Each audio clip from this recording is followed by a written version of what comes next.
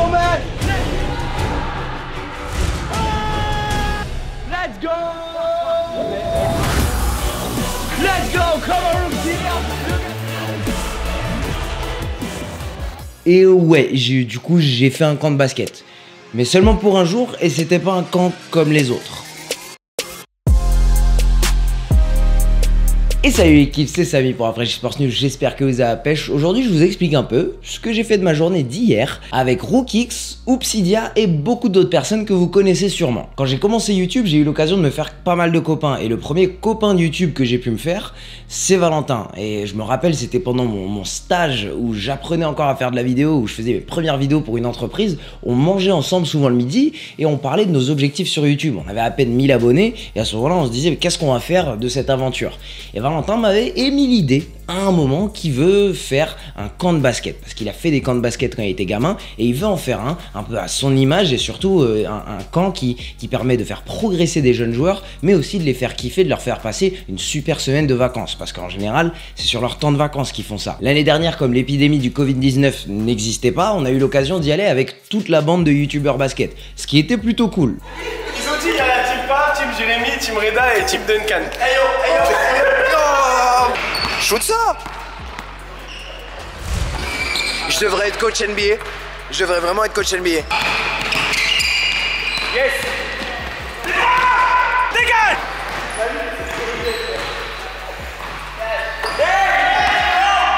C'est plus cash, c'est du cash-cash. Oh là là, peut-être.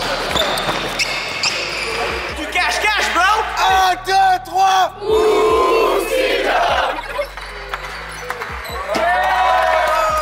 Mais du coup cette année c'est un petit peu différent, on passe 2 par 2 ou 3 par 3 chaque jour. Et moi je suis passé avec Rookix et Jérémy. Jérémy c'est notre photographe, la plupart des photos qu'on a pu prendre sur les réseaux ça vient de Jérémy. Avec Rookix on est arrivé très tôt le matin et notre première activité c'était de coacher des matchs de 3 contre 3 et de 5v5. 5 là? Ouais. Ah, ok, donc moi je dois faire une gestion de tout là? Oui, oui, totalement. Ouais. Alors vous savez qu'à mon niveau de basket, j'ai pas grand chose à transmettre au niveau de la technique, mais moi j'ai mis un point d'honneur sur des choses qui peuvent donner du temps de jeu à des joueurs quand ils sont dans leur club de basket en fait. J'ai essayé de transmettre un maximum aux jeunes joueurs que l'intensité qu'ils ont en début de match, c'est surtout un travail mental de le garder pendant tout le reste du match. Et en particulier sur un point qui est hyper important et un point qui va te faire rester sur le terrain et que ton coach va beaucoup apprécier, c'est les écrans retard. Eh oui, les écrans retard la famille. Y a pas d'écran retard. Eh mais attends, t'as vu, vous nous avez killé au rebond. C'est un disquetteur. Ils nous ont killé au rebond, frère. Non, mais vous nous avez killé au rebond. Non, en fait, on avait un peu plus de hargne, je pense, un peu plus de niaque. Vous nous avez killé au rebond. On a un peu plus de niaque. Alors que moi, j'ai des gars qui ont du handle, j'ai des gars qui ont du shoot. C'est juste que vous avez eu 12 possessions de plus que nous. Yeah. J'ai trouvé ça hyper important de leur pousser ça parce qu'ils étaient déjà fatigués, c'était déjà leur 3e jour de camp si je me trompe pas. Et quand t'es jeune et que tu focuses sur ta progression pendant si peu de temps dans un sport, tu vas peut-être pas regarder les choses qui sont un peu moins sexy et qui se montrent un peu moins dans une feuille de stats. Bien joué les gars, bien joué. Hey, je vous ai beaucoup entendu parler en attaque, mais en défense faut parler autant, ok? En attaque, couper un peu plus. Faut cette discipline, à chaque fois que tu vois un shoot, trouve la personne, mets-lui un petit impact et va chercher le ballon. Tiffen elle a du shoot, si elle est dispo, même à mi-distance, c'est pas un shoot qui est sympa à regarder dans les highlights. Trouvez-la, vous lui donnez le shoot. On s'est même retrouvé avec Rookix à coacher une équipe qui s'est fait battre par 40 points parce que clairement il y avait une énorme différence de taille et il y avait des très bons joueurs en face. Mais on leur a bien demandé un effort de communication et au niveau du physique défensivement et au niveau des écrans retard. Simplement le fait de rentrer sur le terrain, de parler, de dire ce qu'on va faire et de dire ce qu'on veut de la part d'un autre coéquipier et aussi de mettre l'intensité au niveau du rebond, ça peut te donner une place sur un terrain de basket. C'est juste ce que j'ai voulu transmettre à ces joueurs parce que je peux pas leur transmettre grand chose de technique et il y avait plein de coachs sur ce camp qui était organisé par Decathlon et Big Up Sport, donc moi j'étais pas là pour prendre leur rôle. Après la session coaching, il y a Rookxidia et Rookix qui m'ont chauffé à aller à la salle de sport pour découvrir un petit peu le complexe. J'ai pas trop compris l'utilité parce que on a joué au basket tout le reste de l'après-midi, il fallait pas se cramer.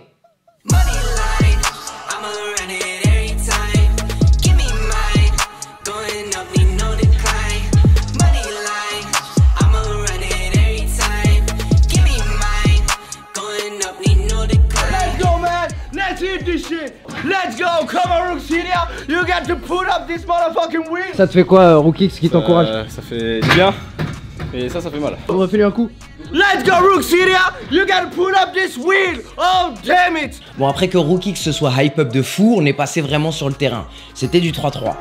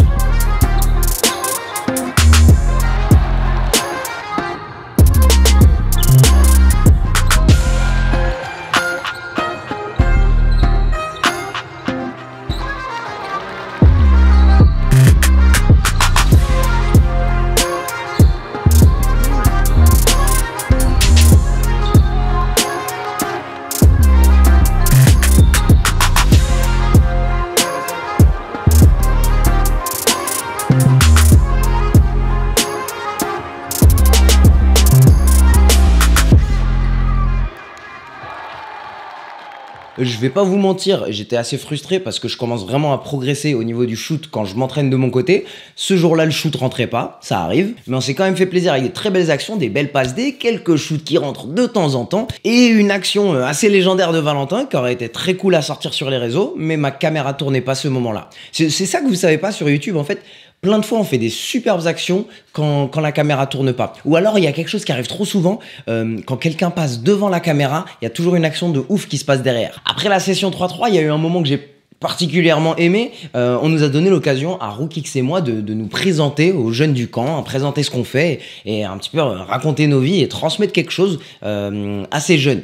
Tous les gens et tous ceux qui sont là, c'est des gens que j'ai rencontrés grâce à ma chaîne YouTube. J'ai pas grandi du tout à Paris, vous l'avez vu, là où est posé mon terrain, c'est pas vraiment la ville. J'ai pas de matos, j'ai pas de contact, j'ai pas une famille qui est dans le basket, etc. Alors que ça marche pour ça, mais pour autre chose, c'est pas des excuses. Un dernier truc pour n'importe quel de vos projets, on s'en fout que ce soit YouTube ou que ce soit autre chose, c'est hyper important que vous passiez au-dessus de l'idée du jugement des gens. Lui, Val, on en a parlé avant qu'il sorte Pimp My Court. Qui va s'intéresser à Val qui creuse dans son jardin? On s'est dit que ça allait flopper comme pas possible. Sauf que si on s'était stoppé à simplement le jugement qu'on avait nous-mêmes, il aurait jamais fait tout ce qu'il avait fait. On a presque 1 million de vues sur on a fait 5 tendances sur 11 vidéos. Et c'est un truc qui le fait kiffer profondément en dehors du basket. Il m'envoie des photos toutes les 3 semaines de comment il réaménage sa chambre. C'est chelou, c'est pas un hobby qui est sympa à montrer. Mais il en a fait une série et c'est un truc de ouf aujourd'hui. Donc franchement, passez à autre chose dès que vous pensez du sujet, dès que vous pensez du regard des autres. Franchement, c'est hyper important. Moi, ça me fait particulièrement kiffer l'idée de pouvoir peut-être inspirer une des personnes qui est parmi ce groupe. Bah, j'ai un peu pu partager mon vécu, comment je suis arrivé sur YouTube, ce que je conseille, ce que je conseille pas, et des conseils qui sont plus larges en dehors même de la création vidéo. Boum, l'après-midi est fini, on a eu un long temps de pause. Ensuite, on est parti sur du 5-5. C'était un pick-up game avec des coachs, des joueurs qui étaient un petit peu plus âgés et avec du coup, bah, avec Rookix, moi, Obsidia, Jérémy. Il y avait absolument tout le monde. Il y avait des actions de fou malade pendant 1 heure. On va commencer le pick-up game. Je suis dans le 5 de départ. On va voir. Mettez mes stats dans les commentaires. On verra qui a raison. Celui qui a raison, je lui envoie un t-shirt Tarmac.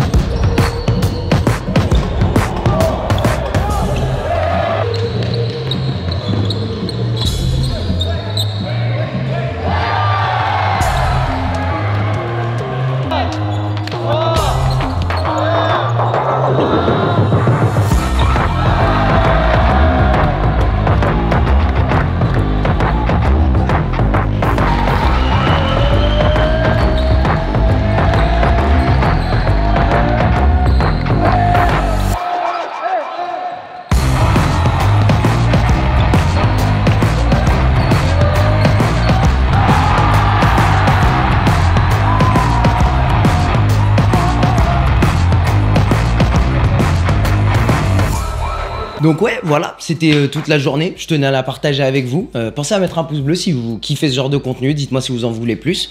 Pensez aussi à follow tout le monde. J'ai mis l'Instagram de toutes les personnes à qui j'ai fait allusion dans cette vidéo. C'est le genre de souvenir que je kiffe avoir parce que s'il y a bien un truc sur YouTube que j'aime beaucoup, c'est les relations que j'ai pu créer avec tellement de personnes et des vrais potes que j'ai pu me créer qui ont une passion commune. Et donc voilà, je sais que ça va me faire kiffer de revoir cette vidéo peut-être dans 1 an, dans 2 ans ou dans plus longtemps. Donc voilà, c'était une petite après-midi au camp de Hoopseed. Et il y a ma lumière qui s'est éteinte, voilà, c'est fin de vidéo. Voilà, fin de vidéo. Merci d'avoir regardé, mets un pouce bleu, ce sera tout pour moi. Allez, ciao.